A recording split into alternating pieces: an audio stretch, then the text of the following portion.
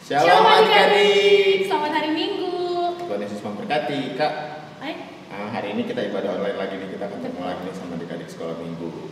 Gimana Kak kabarnya Kak? Luar biasa. Bang Peter apa kabar? Luar biasa juga Kak. Gimana kalau buat adik-adik di rumah? Harus luar biasa ya. Sehat selalu ya. Iya.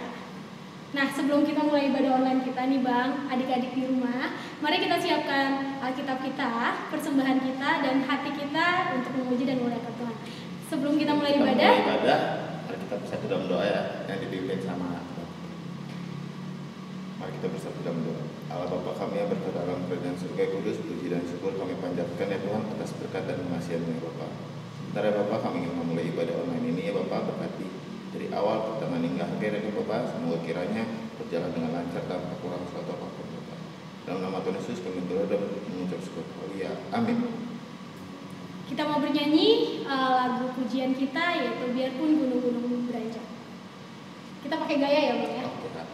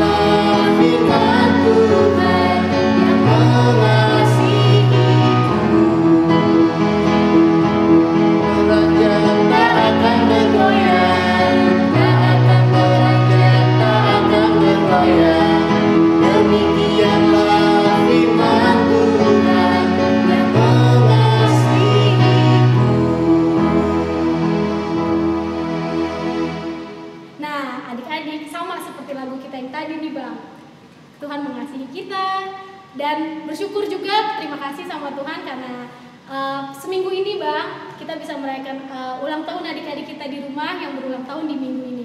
Semoga Tuhan berikan kecerdasan, kesehatan, dan kepintaran untuk melakukan semuanya. Kita nyanyi satu lagu yaitu Hati-hati gunakan tanganmu.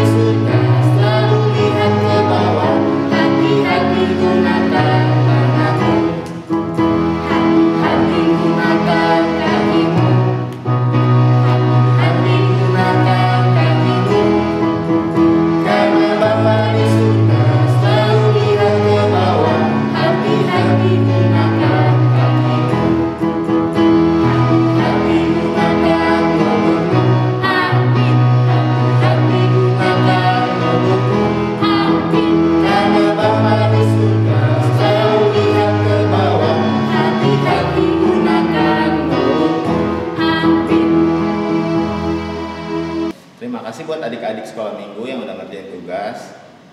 Kemarin yang udah ngerjain tugas dari Horong 1 ada Karisa Boru Purba, yang kedua ada Johannes Sihalowo, yang ketiga ada Tiara Boru Panjaitan, yang keempat ada Krian Boru Sitorus. Nah, dari Horong 2 nih adik-adik ada yang pertama ada Ivan Boru Sinaga, yang kedua ada Mika Boru Sihalowo. Nah, untuk Horong 3-nya nih Kak. Oh, ada siapa aja Bang? Nah, yang pertama ada Saud Tambah, yang kedua ada Joy Boru Panjaitan, yang ketiga ada Aprilia Boru Sihalowo, yang keempat ada Alvaro Purba. Yohanes 3 ayat 16 dan 17. Karena begitu besar kasih Allah akan dunia ini, sehingga Ia telah mengaruniakan anaknya yang tunggal, supaya setiap orang yang percaya kepadanya tidak binasa, melainkan beroleh hidup yang kekal. Ayat 17. Sebab Allah mengutuskan anaknya ke dalam dunia bukan untuk menghakimi dunia. Nah, orang empatnya ada, pertama ada Raflesitorus, kedua ada Evantiborus Situmorang. Yohanes 3 ayat 16 sampai 17. 3 ayat 16 sampai 17. Begitu besar kasih Allah akan dunia ini, sehingga Dia mengaruniakan anaknya yang tunggal, supaya setiap orang yang percaya kepadanya tidak binasa, melainkan memperoleh hidup yang kekal. Sebab Allah mengutus anaknya ke dalam dunia bukan untuk menghakimi dunia, melainkan untuk menyelamatkannya oleh Dia. Nah, yang terakhir nih Kak, ada Horong Praremaja. Yang pertama ada Desi Boru Purba, yang kedua ada Mona Boru Panjaitan. Nah, Tuhan adalah gembalaku, takkan kekurangan aku. Ia membaringkan aku di padang yang berumput hijau. Ia membimbingku ke air yang tenang. mau terima kasih juga buat Amang dan Inang yang udah bantu buat kirim-kirim tugas adik-adik sekolah minggunya. Semoga kedepannya lancar semua ya Kak, buat tugas-tugasnya nanti biar bisa dikumpulkan. Adik-adik, yuk sebelum kita mau masuk firman Tuhan, siapkan Alkitabnya, kita mau memuji Tuhan, Yesus sayang padamu.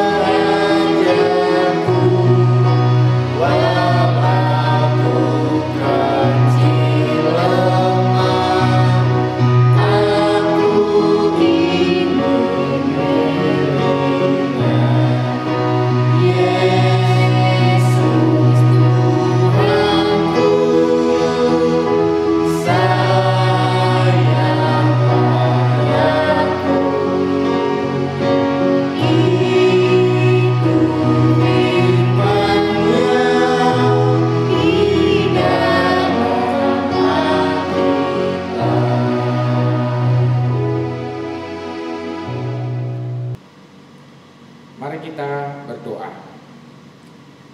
Damai sejahtera dari Allah Bapa, itulah yang menerangi hati dan pikiran kamu di dalam Kristus Yesus, Tuhan dan Juru Selamat kita. Amin. Salam buat anak-anak sekolah minggu HKBP Limo yang sekarang ini sedang mengikuti ibadah di rumah-rumah ya. Bagaimana kabar kalian saat ini? Sehat?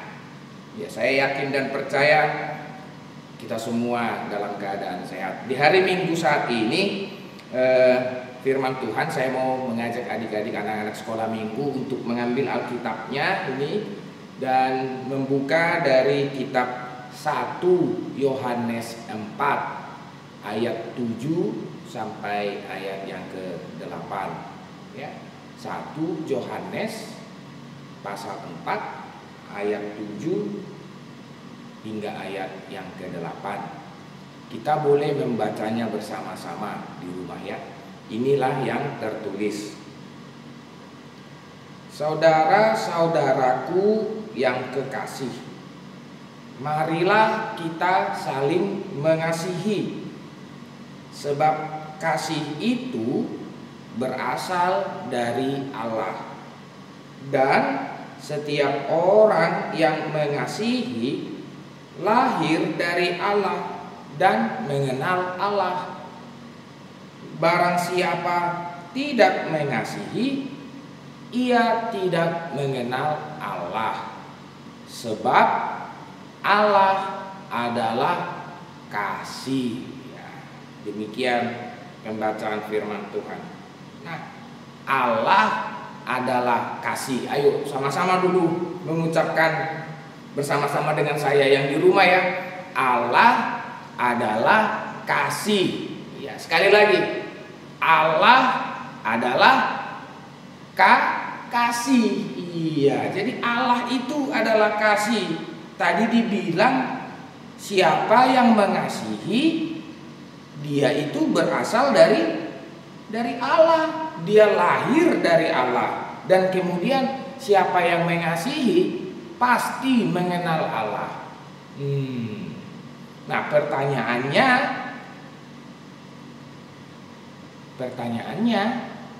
apakah kamu hidup saling mengasihi? Nah, itu dia. Apakah kamu saling mengasihi? Nah, tadi dikatakan di sini Allah itu adalah kasih. Jadi sebenarnya buat anak-anak sekolah minggu, kalau kamu bilang kamu adalah murid Yesus, kalau kamu katakan kamu itu mengenal Yesus Kristus, atau kamu katakan ya aku percaya kepada Yesus Kristus, dia itu adalah Tuhan dan Juru Selamat. Kalau kamu katakan kamu percaya kepada Yesus tapi kamu tidak mengasihi, sebenarnya itu adalah bohong. Setiap orang yang percaya kepada Yesus harus mengasihi. Nah, jadi orang yang tidak mengasihi, itu adalah orang-orang yang tidak mengenal Yesus. Nah, paham sampai di sana ya? Nah, jadi sebenarnya ya kamu itu harus saling mengasihi sama siapa? Sama semua orang, tanpa terkecuali. Sama semua orang, baik yang kita kenal ataupun yang tidak kita kenal. Ya, tukang bakso yang lewat itu harus kita kasihi.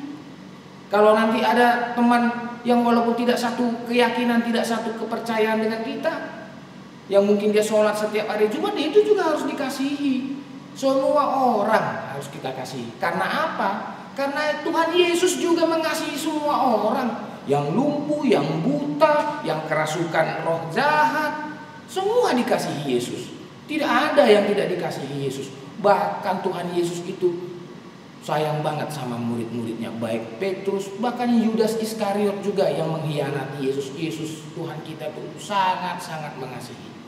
Nah, kalau Tuhan kita mengasihi, ya tentu kita juga harus sama seperti apa yang Yesus lakukan. Nah, ini coba kamu dulu buka di 1 Yohanes tadi. 1 Yohanes, tapi ini pasal yang kedua. Ini pasal yang kedua, ayat yang keempat sampai ayat yang keenam. Ya, masih di 1 Yohanes, tapi ini pasal 2, ayat yang keempat sampai ayat yang keenam. Ini saya baca nih. Barang siapa berkata, barang siapa mengatakan, aku mengenal Yesus, tapi tidak mau menuruti perintah Yesus, nah dia ini adalah seorang pendusta. Dia itu adalah orang yang bohong. Dan barang siapa mengatakan bahwa dia ada di dalam Yesus, di dalam Tuhan, dia wajib sama seperti Kristus telah hidup. Nah, jadi sebenarnya orang yang mengasihi itu, buat adik-adik sekolah minggu, kalau kamu bisa mengasihi siapapun, itu berarti Tuhan atau Kristus itu tinggal di dalam hatimu. Kamu mampu melakukannya karena Kristus tinggal di dalam kamu. Maksudnya bagaimana nih Pak Pendeta, Kristus tinggal di dalam diri saya? Itu kuasa Kristus itu. Kuasa itu tidak terlihat, tetapi dia ada di dalam diri kamu, di dalam hati kamu. Dan sehingga kamu mampu mengasihi siapapun. Nah, kalau orang yang tidak mengasihi, berarti bukan Kristus yang berada di dalam dirinya. Kalau ada orang yang dendam itu ya, dendam, pemarah, iri hati, tidak mau memaafkan, kalau ini yang ada di dalam dirinya, berarti ini kan yang jahat-jahat, ini yang tidak baik. Berarti bukan Kristus dong yang berada di dalam dirinya. Jadi siapa? Ya kemarahan itu, kebencian itu, dendam itu, atau si jahat itu yang ada di dalam dirinya. Iblis yang ada di dalam dirinya. Karena iblis itu senang dengan pertengkaran. Iblis itu suka dengan yang namanya perselisihan. Dia suka kalau ada dendam. Dia suka kalau melihat orang itu, jangan akur gitu. Kalau kamu ingat itu Kain dan Habel. Kenapa Kain membunuh Habel? Karena iri, karena dendam, karena benci. Sehingga karena iri dia bunuh adiknya. Nah, tidak Kristus yang dalam dirinya, tetapi iblis, sehingga dia mau menyakiti dan membunuh. Begitu juga Saul. Kalian tahu Raja Saul? Dia ingin selalu membunuh Raja Daud. Karena apa?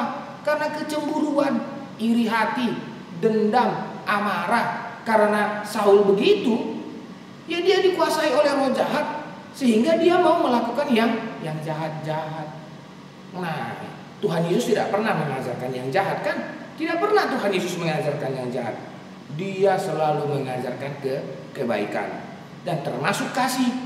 Siapapun yang melakukan kasih, itu berarti Tuhan Yesus berada di dalam dirinya. Nah, buat anak-anak sekolah minggu ini perlu ini ayat hafalan ini. Perlu ayat hafalan ini. Yuk kita buka dulu Alkitab kita dari 1 Korintus. 1 Korintus 13. Nah, ini perlu ini kamu ingat baik-baik sampai kapanpun. 1 Korintus 13 ayat 4 sampai ayat 7. Nah, kasih itu apa ya? Nah, dibilang di sini begini nih, 1 Korintus 13 ayat 4 sampai 7. Kasih itu sabar. Kasih itu murah hati. Kasih itu tidak sombong. Jadi siapa yang sombong itu sebenarnya itu enggak mengasihi. Nah, tidak melakukan yang tidak sopan dan tidak mencari keuntungan diri sendiri. Pengennya menang sendiri. Pengennya dia yang hebat. Nah, itu sebenarnya orang yang tidak hidup di dalam kasih. Nah, ia tidak pemarah. Nah, siapa yang suka marah itu? Nah, kamu suka marah kan? Pasti sama mama juga. Itu satu sama orang tua sama adiknya. Orang yang suka marah itu adalah orang yang tidak hidup di dalam kasih. Nah, kemudian yang tidak menyimpan kesalahan orang lain, selalu ngungkit-ngungkit kesalahan. Oh, jangan berteman sama itu tuh nggak baik itu anaknya. Oh, nggak usah itu dia anaknya. Itu tidak baik. Nah, siapa yang selalu menyimpan kesalahan orang lain, mengungkit-ungkit kesalahan orang lain, dia tidak hidup dalam kasih. Orang yang mengasihi itu tidak bersuka cita dengan ketidakadilan. Artinya dia sedih. Dia sedih kalau ada melihat orang yang susah. Nah, dia menangis dengan orang yang menangis, meratap dengan orang yang meratap. Dia tidak berbahagia ketika melihat orang lain sedang merasa kesusahan. Nah, dan yang paling penting, tetapi kasih itu membuat kita selalu bersukacita, dan kasih itu menutupi segala kekurangan dan keterbatasan, menutupi segala kesalahan-kesalahan kita. Nah, artinya di dalam kasih itu tidak ada dendam. Dia selalu mau memaafkan, dia selalu mau mengampuni. Anak-anak sekolah minggu HKBP Limo, sampai kapanpun kalian harus saling mengasihi kepada siapapun. Kepada siapapun, tidak hanya orang tua kita, tidak hanya kepada orang-orang yang kita kenal, kepada semua orang, kepada semua manusia yang ada di sekitar kita. Karena apa? Karena kita adalah orang yang percaya di dalam Yesus, dan Yesus tinggal di dalam kita. Salam, Tuhan Yesus memberkati. Kita berdoa. Bapa di dalam surga, terima kasih buat kesempatan ini.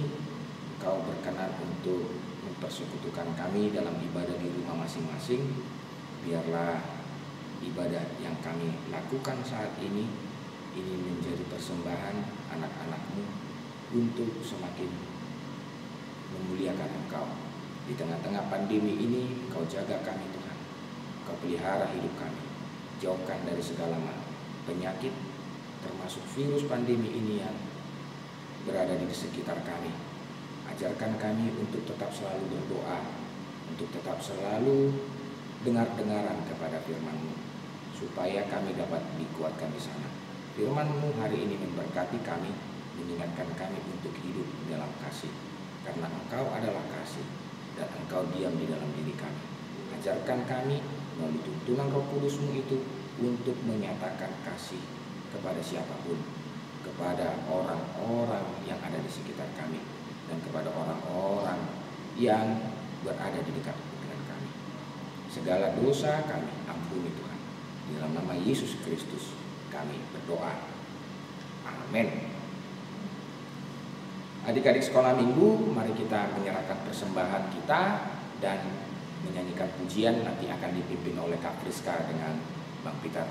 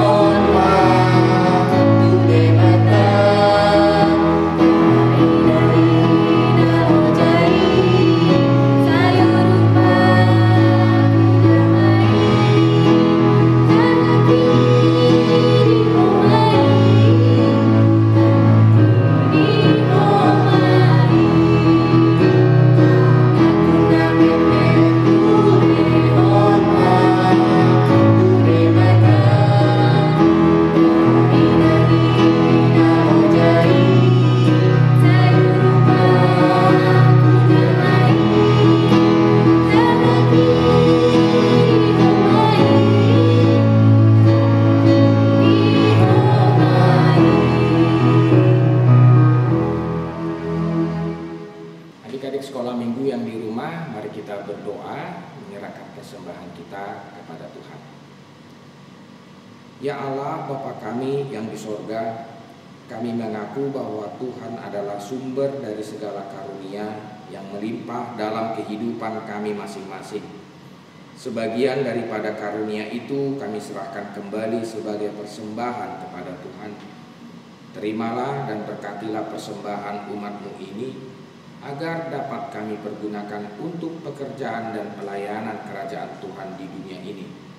Bukalah hati kami untuk mengenal betapa banyak berkat dan karunia yang kami peroleh dari Tuhan, supaya kami senantiasa bersyukur kepadamu di dalam nama Yesus Kristus Tuhan kami. Amin. Mari kita bersama-sama mengucapkan doa Bapa kami. Bapa kami yang di sorga, dikuduskanlah namamu, datanglah kerajaanmu, jadilah kehendak-Mu di bumi seperti di sorga. Berikanlah kami pada hari ini makanan kami yang secukupnya, dan ampunilah kami akan kesalahan kami, seperti kami juga telah mengampuni orang yang bersalah kepada kami. Dan janganlah membawa kami ke dalam pencobaan, tetapi lepaskanlah kami daripada yang jahat, karena Engkau yang empunya kerajaan dan kekuasaan dan kemuliaan sampai selama-lamanya. Amin. Tuhan memberkati engkau dan melindungi engkau. Tuhan menyinari engkau dengan wajah-Nya dan memberi engkau kasih karunia. Tuhan menghadapkan wajah-Nya kepadamu dan memberi engkau damai sejahtera. Amin. Bapa